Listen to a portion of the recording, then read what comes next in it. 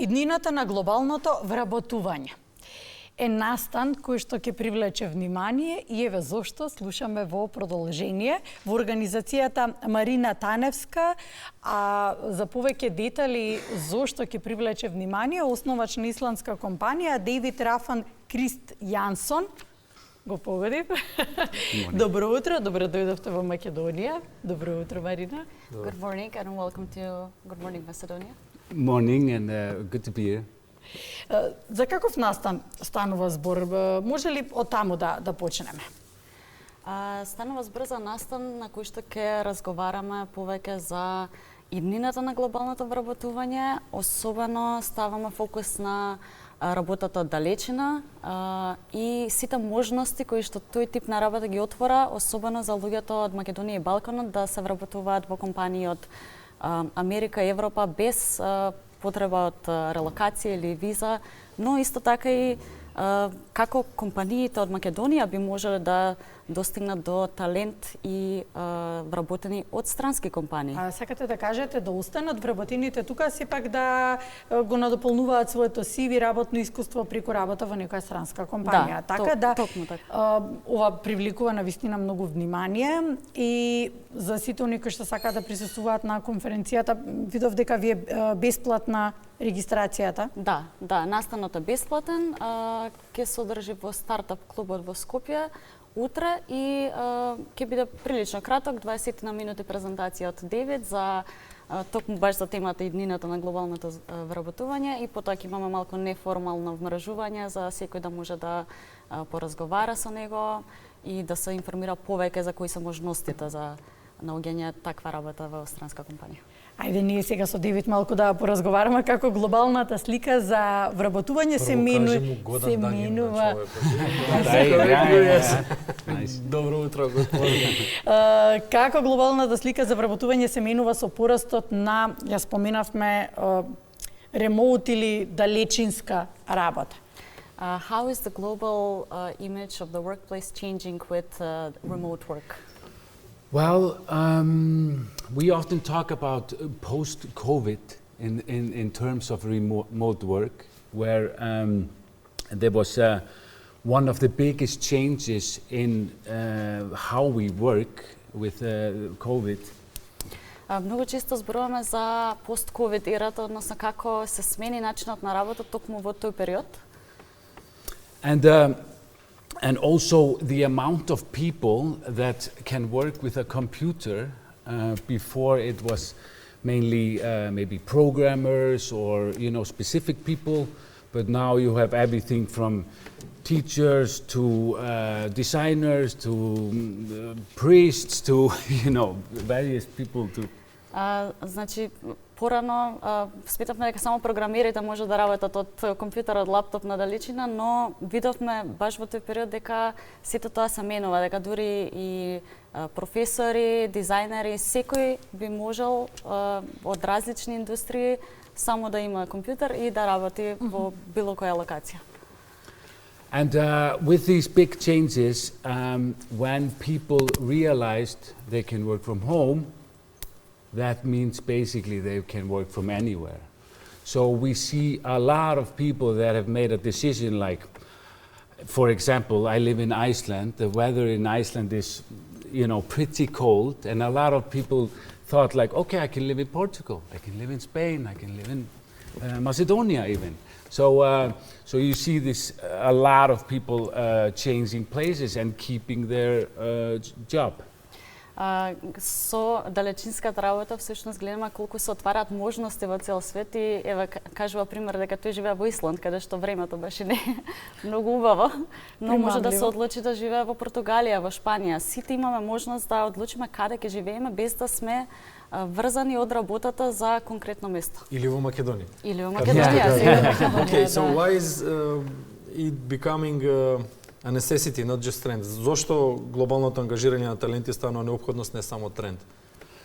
So in terms of necessity, this is a great question, because what has happened now is that there has been a power shift, because there is more power in the hands of the talent. So let me take an example to explain that you are running a company, you have your best senior developer there, and he says, I want to move to Macedonia. And you're in a position like, I want to keep this employee, and so this was not really an option before. It was perhaps an option, but now it's, I would say the power has shifted. Се менува моќта. Всушност сега вработените имаат многу повеќе моќ заради тоа што можат повеќе да одлучуваат. Давам еден пример, ако имаме еден сениор програмер кој што е многу вреден за компанијата и одлучи дека сака да се пресели да живее во Македонија, компанијата би сакала да го задржи и му ја дава таа можност да оди на друга локација и на тој начин гледаме уствари колку вработените сега имаат моќ и тие да одлучуваат, а не компаниите. Многу често зборуваме за недостаток на квалитетна работна сила. Каде се луѓето? Where have all the people gone? Too often we talk about a lack of working force with good quality and education. Yeah. So maybe to continue a little bit from the last question. Well, it's a combined. Yeah. So we often take this example. You're a talent, you're good at what you do, and there are two jobs. Let's take two jobs, exactly the same salary, exactly the same benefits, exactly the same, basically everything. One is the option of remote, because not everybody wants to remote, but the option of remote, the one is you have to be in the office. Which job is he going to take? So companies are kind of end up is a problem for traditional companies to compete with that. Ќе земам еден пример, кога би имале два исти огласи за работа, каде што буквално истата позиција, истата плата, истите услови, на едната е работа на далечина или работа со можност на далечина, бидејќи не секој сака да работи нели на далечина, некој сака да биде во канцеларија, а другата е исклучиво работа во канцеларија. Која е можноста и која е веројатноста која работа повеќе би се одбрала? Најверојатно таа која што нуди можност за далечина. Да, но ние сме научени да работиме во канцеларија. Кај нас менталитетот е таков.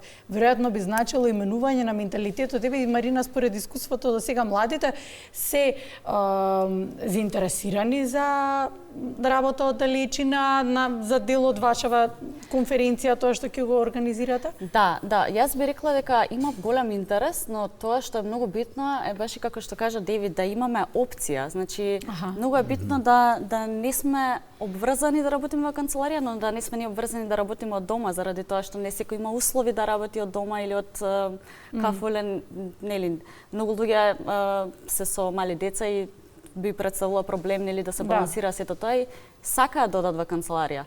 И затоа најдобро е уствари кога би си имала опцијата. Многу често тие со малите деца бегаат од дома и идат во канцеларија. We are talking about change of mentality. Зборуваме за промената на менталитетот кај младите. With the youngsters, usually younger people want to have the option to work remote. Обично младите сакаат да Can we change the mentality in general? Може ли генерално да се смени менталитетот? Well, change I don't. It's very interesting. My passion is remote work. I always go to the office from 9 to 4 every day, you know, and I'm being laughed at because I work in the world of remote work. But it's again to this option, you know. You asked about where have they gone, you know, and that is interesting. You see, the trend is, of course, if I take the US, for example, going from San Francisco to Austin or Denver. A little cheaper, you know, they keep the same salary and so forth. So obviously people are looking for a change in lifestyle, change in weather, and also cost of living is a big factor there. Кажуваме, пасија му е работата на далечина, а тој е баш човек кој што секој ден оде во канцеларија од 8 до 4. И баш дека е тоа дури малку и смешно, заради тоа што толку се залага за работата на далечина, а самиот тој оде во канцеларија. Но пример еден да дадеме, човек кој што работи во Остин, Тексас, да речеме, сака да се пресели на друго место, ја задржува истата плата, истата работа, но оди на место каде што можеби му одговара повеќе временските услови, повеќе му одговараат, трошоците за живот се пониски и со самото тоа буквално добива подобар квалитет на живот, работејќи истата работа која што е имал. Како функционираат EOR или Employer of Record услугите и како им помагаат на компаниите да вработуваат луѓе во различни држави? Сега зборувам ајде за другата страна, не малку за вработените, туку за компаниите, да.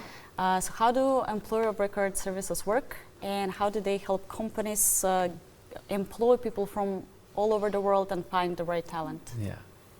So with these big changes worldwide post-COVID, the problems with tax, compliance, visa, work permits, you name it. So a lot of companies have popped up to solve these problems. And what I can see now, you can maybe see a small company, maybe 20 people. It's 4 people at the headquarters and 16 in other 8 countries. And the complexities to manage these people for a small company, it's a lot. So with EOR, it kind of paves the way for easy onboarding of employees. Компаниите за да вработуваат во различни држави би требало да имаат и компанија сетирано таму. Да речеме некоја мала компанија која што има 16 вработени во 5-6 различни држави. Би било прилично тешко да ги менаџира и сето тоа да го од административна страна на некој начин да се справи со сето тоа. Тука доаѓа во улога Employer of Record, како што кажуваме компанијата, односно еден тип на посредник за вработување, каде што овозможува компаниите да може да си ги вработат да ги вработат вработените без да отворат компанија. Би додала јас тука нешто на тоа што го кажа Деви, дека еве јас работам за компанија од Исланд, например, ама сум вработена во Македонија. Некои од тие работи се многу битни за луѓето, сакаат да ги имаат сите бенефити кои што ги носи вработувањето. Прво здравственото осигурување. Здравствено осигурување, пензиско, нели во иднината породилно отсуство и сите тие работи. Тоа не е овозможено ако работиме за странска компанија без да сме вработени, туку да сме само како фриленсери. Employer of Record компаниите баш тоа го овозможуваат.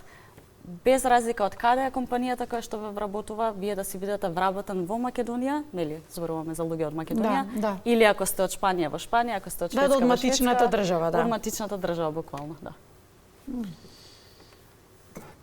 Сакав за фудбал, да. На крајот, да. Почекајте за фудбал. Имаш уште некоја прашање? Имам, да. Добро, споменавте за интернационалните тимови, ми ги представувате како навистина можности големи и благодет.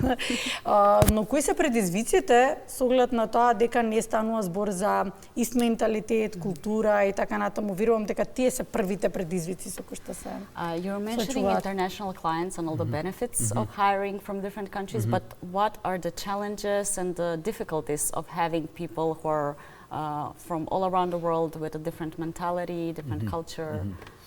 Making the world one place, single place. Yeah, exactly. So it's often best to take an example. So let's take a company from Boston, US. They are hiring in Macedonia, and for the HR or finance person or CEO in that Boston company to understand maternity leave in Macedonia, to understand leave days, to understand tax issues, pay slips, So this is, what I can tell you is that a lot of companies that we are serving, they are already in problems that when they come to us. They are either, in debt because of they didn't know the system and so forth. So. Да земам еден пример.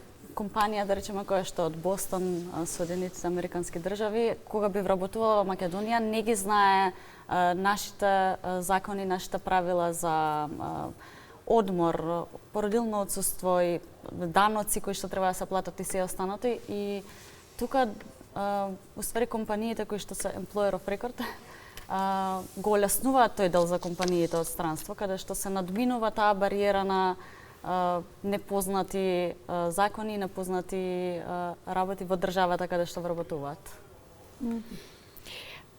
Okay, you can talk about sport. Во ред може да зборувате за спорт, да. I was just trying to be polite. Само сакав да бидам нели добар домакин. We have a lot of history in handball. If you know matches, yes, with Macedonia, and then we qualified for a big game, winning in Iceland with the goal of Kirill Lazarov in last seconds, qualifying match. Имаме голема историја во спортот, па чисто сакавме да споменеме дека во ракометот имаме многу дуели. Се сеќаваме на квалификацијскиот гол на Кирил Лазаров и нашиот пласман на големо надпреварување. Do you follow sports?